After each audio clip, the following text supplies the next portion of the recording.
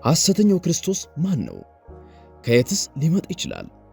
በጥንታዊ የሸክላ ታብሌትና በመጽሐፍ ቅዱስ ላይ ከተገለጹት ድብቅ ቁጥሮች መሰረት የዚህ ዓለም ገዢ በትክክል የሚመጣበትን ቀን በዛሬው ቪዲዮ እገልጥላችኋለሁ።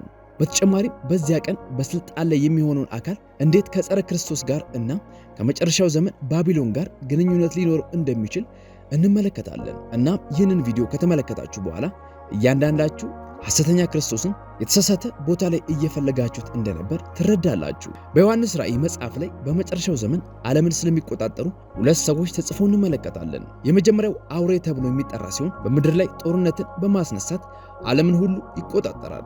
ሌላኛው ደግሞ ሐሰተኛ ነቢይ በመሆን እናም ተአምራትን በመፈጸም ሌሎች የአውሬው ምልክት እንዲቀበሉ ያስገድዳል። ከሁለቱ የትኛው ጸረ ክርስቶስ ይመስላችኋል? መጽሐፍ ቅዱሳችን ሁለት ጸረ ክርስቶሶች እንዳሉ የሚነግረን ሲሆን ይህ ቃልም ለሁለት ይከፈላል። ጸረ ማለት ተቃዋሚነትን ሲወክል፣ ክርስቶስ የሚለው ቃል ደግሞ የተቀባ የሚለውን ትርጓሜ ይይዛል። ታዲያ እነዚህ ሁለት አካላት ኢየሱስን ተቃውመው እስከ ሰሩ ድረስ ሁለቱም ጸረ ክርስቶሶች ቢሆኑም ነገር ግን ሐሰተኛው ነቢይ ሰዎችን የዚህ ዓለም ገዢ ወደ ሆነው አውሬ ይመራል። በአንድ ወቅት የዚህ ዓለም ገዢ የነበረው ሂትለር ጀርመንን ለማዳን የተላኩ አዳኝ ነኝ ብሎ ያስብ እንደነበረ ራሱን የዓለም አዳኝና የክርስቶስ ምትክ እንደሆነ ያስባል። ስለዚህም ሰዎች ስለ ጸረ ክርስቶስ በሚያወሩ ቁጥር ይህ ሰው የዓለም ገዢ እንደሆነ አያይዘው ይጠቅሳሉ። የዚህ ዓለም ገዢ ከየት ይመጣል? የትስ ይገኝ ይሆን? ስለዚህ ገዢ የተወሰነ ፍንጭ የምናገኘው በትንቢተ ኤርምያስ ምዕራፍ 15 ላይ ሲሆን በመጨረሻው ዘመን ይህችን ዓለም የሚመራው ሰው የባቢሎኑ ንጉሥ ናቡከደነጾር እንደሆነ ይናገራል። ናቡከደነጾር ከ2000 ዓመታት በፊት የባቢሎን ንጉሥ የነበረ ሲሆን በእርሱ ንግስና ወቅትም ባቢሎን ታይቶ በማይታወቅ መልኩ ኃያል ግዛት ነበረች። ነገር ግን ከናቡከደነጾር ህልፈት የተወሰኑ 10 ዓመታት በኋላ ባቢሎን በገዢዎች እጅ ስር በመውደቋ ሙሉ ለሙሉ ልትጠፋቻለች። ይሁን እንጂ መጽሐፍ ቅዱስ ናቡከደነጾርና ታላቋን ባቢሎንን በመጨረሻው ዘመን ይህችን ዓለም ሊገዛ ለሚመጣ ገዢ ልክ እንደ ምሳሌ ይጠቀምባቸዋል። በኋላ ደግሞ ወደ ንግስናው ተመለሰ። ምንም እንኳን ይህ ትንቢት በመጀመሪያ ሲታይ ስለ ንጉሥ ናቡከደነጾር ብቻ ቢመስልም ነገር ግን አብዛኞቹ የመጽሐፍ ቅዱስ ትንቢቶች የሚያመለክቱት ሁለት የተለያዩ ክስተቶችን ነው። የመጀመሪያው ትንቢት መፈጸም የሚያሳየው ቀጥሎ የሚመጣውን ታላቅ ክስተት ነው። ይህም ማለት ቀጥሎ ስለሚመጣው ታላቅ መፈጸም ለማወቅ የመጀመሪያውን ትንቢት ልክ እንደ ምሪት መጠቀም እንችላለን ማለት ነው። በመጀመሪያው መፈጸም ዛፉ የሚያመለክተው ንጉሥ ናቡከደነጾርን ቢሆንም ነገር ግን ይህ ዛፍ የራሱን የባቢሎንን አሊያም የሌላ ግዛት ንጉሥን ሊወክል ይችላል። በመጀመሪያው ትንቢት ባቢሎን ለ7 ዘመናት ያክል ያለ ንጉሥ የቀረች ሲሆን በሁለተኛው መፈጸምም ባቢሎን ለ7 ዘመናት ያክል ያለ መሪ ልትቀር ችላለች። ነገር ግን 7 ዘመናት ማለት ምን ማለት ነው? የዚህ ምላሽ በራእይ መጽሐፍ ውስጥ ሁለት ምዕራፎችን በማነጻጸር ላይ ማግኘት እንችላለን። በዮሐንስ ራእይ ምዕራፍ 12 ከቁጥር 14 ላይ አንድ ዘመን፣ ዘመናትም፣ የዘመናት እኩሌታም የሚሉ ቃላትን እናገኛለን። ይህም ማለት አንድ ዘመን ሲደመር 2 ዘመን ሲደመር ግማሽ ዘመን በድምሩም 3 ግማሽ ዘመን ማለት ነው። ከዚያም ደግሞ መለስ ብላችሁ ራእይ 11:3ን ስትመለከቱ ይህን ተመሳሳይ ዘመን 1260 ቀን ብሎ ሲገልጸው ትመለከታላችሁ።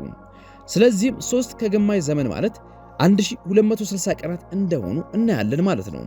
ይህንን 3 ከግማሽ ዘመናት ደብል ስታደርጉት የምታገኙት 7 ዘመናትን ሲሆን ይህም ማለት በድምሩ 2520 ቀናትን እናገኛለን ማለት ነው። ስለዚህም ወደ ትንቢተ ዳንኤል ምዕራፍ 4 ስንመለስ ባቢሎን ለ2520 ቀናት ወይንም ለ7 ዘመናት ያክል ያለ መሪ ቆይታለች ማለት ነው። ያም ማለት በዚህ ትንቢት ሁለተኛ መፈጸም ባቢሎን ዳግመኛ ለ2520 ቀናት ያክል ያለ መሪ ትቆያለች ማለት ነው። ይሁን እንጂ በብዙ መጽሐፍ ቅዱሳዊ ትንቢቶች ላይ አንድ ቀን የሚወክለው አንድ ዓመትን ነው። ለምሳሌ በትንቢተ ሕዝቅኤል ምዕራፍ 4 ላይ ነብዩ ሕዝቅኤል በቀኝ ጎኑ እና በግራ ጎኑ ለተቀሩት ቀናት እንዲተኝ የታዘዘ ሲሆን እነዚህ እያንዳንዱ ቀናትም የሚመጣውን ዓመት የሚወክሉ ነበሩ። ስለዚህ አንድ ቀን ዓመታትን የሚወክል ከሆነ በትንቢተ ዳንኤል ምዕራፍ 4 መሰረት ባቢሎን ዳግመኛ ለ2520 ዓመታት ያክል ያለ መሪ ትቆያለች ማለት ነው። ከዚያም በኋላ የብረቱና የናሱ እስር ተፈቶ አዲስ ንጉሥ ይሾማል። ባቢሎንም በአውሬው ወይንም በጸረ ክርስቶሱ ዓመታት ስር ዳግም ኃያል ዓለምን ትመራለች። ጉዳዩ ይህ ከሆነ ባቢሎን መቼ እንደተወረረችና መሪዋን እንዳጣች በትክክል ማወቅ ይኖርብናል።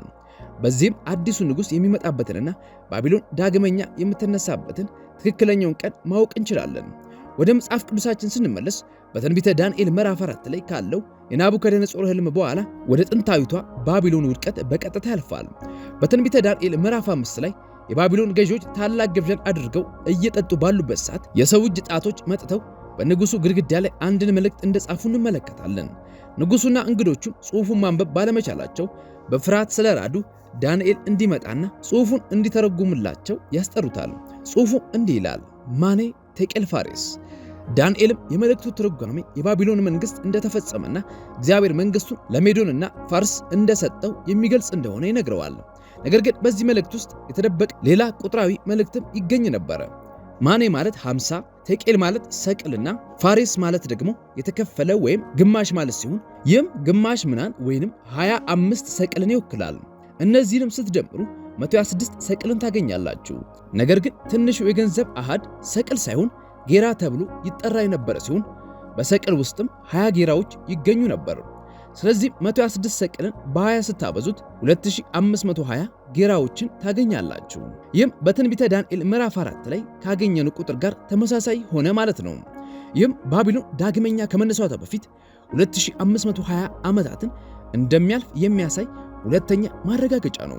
ወደ ታሪኩ ስንመለስ የባቢሎን ገዢዎች ግብዣን እያደረጉ ሳለ ሜዶንና ፋርሶች ግን በዚያው ምሽት ላይ ባቢሎንን በመውረር ላይ ነበሩ።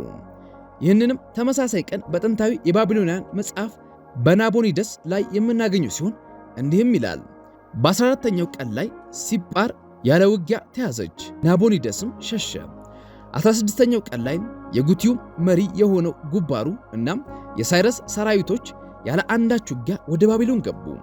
ሲጳር የተያዘችው በባቢሎናውያኑ ቲሸር ወይም በ14ኛው ቀን ከክርስቶስ ልደት በፊት በ539 ዓመተ ዓለም ላይ ነው። ከዚያም 2 ቀናት በኋላ ዳንኤል ለነገስታቱ ባቢሎን፣ ለሜዶንና ለፋሪስ መሰጠቷን የነገራቸው ሲሆን በዚሁ ምሽት ላይ ባቢሎን ወደቀች። በጥንታዊ የሸክላ ታብሌት ላይ ባቢሎን ያለ መሪ የምትቆይባቸውን 2520 ዓመታት መጀመሪያ ቀን እናገኛለን። እዚህ ጋርም የመጽሐፍ ቅዱስ ትንቢቶች ቀናትን ለመቁጠር የዕብራውያንን የቀን መቁጠሪያ እንደሚጠቀሙ ማስታወስ ይኖርብናል። የባቢሎናውያኑ ቲሸር ወር ከዕብራውያኑ ቲሸሪ ወር ጋር ተመሳሳይነት አለው። ስለዚህም በዚህ መሰረት የባቢሎኗ ሲጳር በቲሸሪ ወር በ14ኛው ቀን ላይ በ539 ዓመት ዓለም ላይ የወደቀች ሲሆን ዳንኤልም ባቢሎን በሜዶንና በፋርስ እጅ ላይ መውደቋን ያወጀው ከዚህ 2 ቀን በኋላ ነበር። በዚህ መሰረት መቁጠር የምንጀምረው ከቲሸሪ ወር 14ኛው ቀን 539 ዓመተ ዓለም ጀምሮ ነው ማለት ነው። ይህም ማለት በዚህ ላይ 2520 ዓመታትን ስንጨምርበት በሮማኑ ቀን መቆጠሪያ ኦክቶበር 1 በ1982 ላይ ያደርሰናል ማለት ነው። ይህም ቀን በሚያስገርም ሁኔታ የምዕራቡ ጀርመኑ ቻንስለር በድንገት ሄልሙት ኮሂል በተባለ ሰው የተተኩበት ቀን ነበረ። ይህ የሆነው በስርዓቱ መሰረት በምርጫ ሳይሆን የጀርመን መንግስት መሪዎች አዲስ መሪን ያለምንም ምርጫ ለመምረጥ ባቀረቡት ጥያቄ መሰረት ነው። አንድ መሪ ወደ ስልጣን በዚህ ያለው መንገድ ሲመጣም ይህ በጀርመን ታሪክ ውስጥ ለመጀመሪያ ጊዜ ነበር። የሄልሙት ኮሂል ባልተጠበቀ ሁኔታ በኦክቶበር 1 በ1982 ወደ ስልጣን መምጣት የትንቢተ ዳንኤል ምዕራፍ 4 ትንቢት ዳግም መፈጸም ይሆን? እነዚህ 3 እውነታዎችን ተመልከቱ እናም ራሳችሁ ፍረዱ። የመጀመሪያው ከ8 ዓመታት በኋላ ሄልሙት ወደ ስልጣን መጣ። በእርሱ አመራር ስርም ምስራቅና ምዕራብ ጀርመን ዳግም አንድ ሆኑ። ይህም የሆነው በኦክቶበር 3 በ1990 ሲሆን ይህ ቀንም ከዕብራውያኑ ካላንደር ቲሸሪ 14ኛው ቀን ጋር ተመሳሳይ ነው። ምስራቅ ጀርመንና ምዕራብ ጀርመን ከዚህ በፊት ተከፋፍለው እንደነበር ታውቁ ነበር። በአንደኛው የዓለም ጦርነት ጀርመንና አጋሮቿ የአውሮፓን ሰፊ ስፍራዎች ተቆጣጥረው ነበር። እናም በድጋሚ በሁለተኛው የዓለም ጦርነት ሂትለር ጀርመንን እየመራ ሰፊውን የአውሮፓ ግዛት ለመቆጣጠር ችሎ ነበር። ከነዚህ 2 ጦርነቶች በኋላ ግን ሌሎች የዓለም ሀያላን ጀርመንን አውሮፓን ዳግመኛ እንድትመራ ባለመፈለጋቸው የተነሳ ሰራዊቷን ትጥቅ በማስፈታትና በርካታ ፋብሪካዎችን በማውደም ጀርመን ለ2 እንድትከፈል አደረጉ። ነገር ግን በ1990 መጽሐፍ ቅዱስ ባቢሎን ዳግመኛ ትነሳለች ባለበት በራሱ ቀን ላይ የተነሳው መሪ ጀርመንን ዳግም አንድ አደረጋት። እውነታ 2 ሄልሙት ኮሂል ምስራቅ እና ምዕራብ ጀርመንን አንድ እናድርግ በማለት ሲሟገቱ ከነበሩ ሰዎች መካከል ዋነኛ ነበር። ይህ ሰው የአውሮፓ ህብረትን የመሰረተውን ውል ካረቀቁ፣ ዩሮን የአውሮፓ መገበያያ ገንዘብ እንዲሆን ካደረጉና ሌሎች የምስራቅ አውሮፓ ሀገራት የአውሮፓ ህብረትን እንዲቀላቀሉ መንገድን ከጠረጉ 2 ሰዎች መካከል አንዱ ነው። በዳንኤል መጽሐፍ ላይ ያለውን ትንቢትም በጉቶ ላይ ያለውን የብረትና የናስ እስር በወለቀ ጊዜ በዚያው ስር አዲስ ዛፍ እንዲበቅል ይናገራል። እናም ታሪክን ወደ ኋላ ስትዳስሱ የአውሮፓ ስሮችና መነሻዎች ወደ ሮም፣ ግሪክና ባቢሎን እንደሚያመሩ ትመለከታላችሁ። በመጽሐፍ ቅዱስ ላይ የመጨረሻው ዘመን ባቢሎን አውሬውን የምትጋልብ እንስት ተወክላለች። ይህንንም አውሬውን የምትጋልበው ሴት ምስል በሁለት የዩሮ ሳንቲሞች ግልባጭ ላይ የምታገኙት ሲሆን ይህች ሴትም የምትወክለው አውሮፓን ነው። ሄልሙት ኮሂል አውሮፓን አንድ በማድረግ አዲሱ የዓለም ገዢ ከጥንታዊቷ ባቢሎን ስር እንደሚወጣ የተነገረውን ትንቢት እንዲፈጸም አድርገዋል። እውነታ 3 ጀርመንን በአውሮፓ ውስጥ ታላቅ ሀገር እንድትሆን አድርገው የመሰረቷትና የአውሮፓ ሀያል መሪ ሀገር እንድትሆን እየሰሩ ያሉት ሄልሙትና ተተኪዎቹ ናቸው። እነዚህ ሁሉ ክስተቶች እንዴት ከዓመታት በፊት በተነገረው በራሱ ቀን ላይ ሊያርፉ ቻሉ?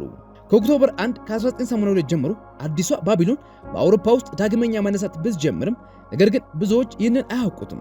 ነገር ግን ጸረ ክርስቶስስ? ሄልሙት ኮሂል ከፖለቲካው ራሱን ያገለለው በ2002 ሲሆን ከዚህም ዓለም ድካም ያረፈው በ2017 ነው።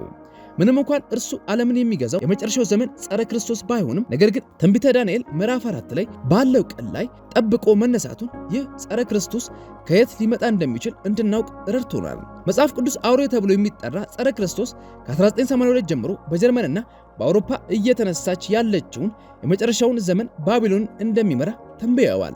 ልክ እንደ ሂትለር ሁሉ ይህም ሰው ከጀርመን ውጪ ሊወለድ ቢችልም ነገር ግን ጀርመንን፣ አውሮፓንና መላውን ዓለምን ሊቆጣጠር ይችላል። ነገር ግን የእኔን ቃላት ብቻ አምናችሁ አትቀበሉ።